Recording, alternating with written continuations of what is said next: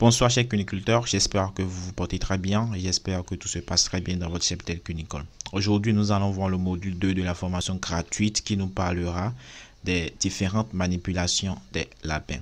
Vous savez, il est très important de savoir manipuler les lapins. Les mauvaises prises peuvent stresser l'animal. Et si l'animal est stressé, cela peut créer d'autres ennuis tels que le manque de reproduction, le manque d'appétit, etc. Alors, il est très important de savoir manipuler les lapins.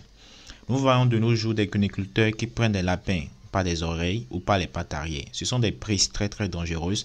Je ne vous conseille pas ça si vous êtes un débutant ou si vous voyez des gens le faire, dites-leur en même temps que c'est une mauvaise chose de tenir l'animal par les oreilles ou par les pattes arrière. Alors, il existe deux manières précises pour manipuler l'animal, soit par la peau du cou ou soit par le bassin. Vous pouvez prendre la prise par la peau du cou, généralement prônée par les débutants. Les débutants aiment bien prendre le lapin par la peau du cou. C'est facile à faire.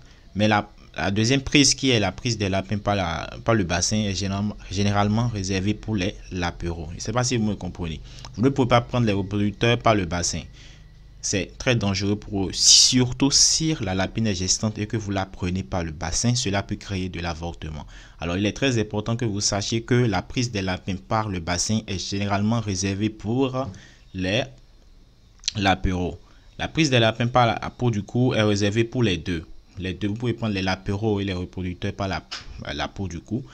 Mais la prise des lapins par le bassin est généralement réservée pour les lapereaux. Vous ne pouvez pas prendre les reproducteurs par la peau du bassin. Alors, je récapitule. Il ne faut pas prendre les lapins par les oreilles, car les oreilles doivent rester debout. Et si vous continuez par prendre les lapins par les oreilles peuvent couler et peuvent tomber, je veux dire. Et cela peut créer d'autres ennuis pour le lapin, puisque les oreilles debout jouent un rôle très essentiel pour la survie des lapins.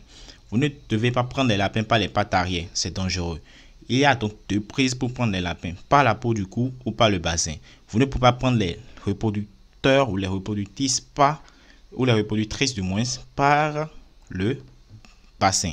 C'est très dangereux pour eux. Alors, nous voici à la fin du module 2. Nous allons voir le module 3 de la formation gratuite qui nous parlera de la race avec laquelle vous pouvez débuter votre production cunicole. À très bientôt. Ciao.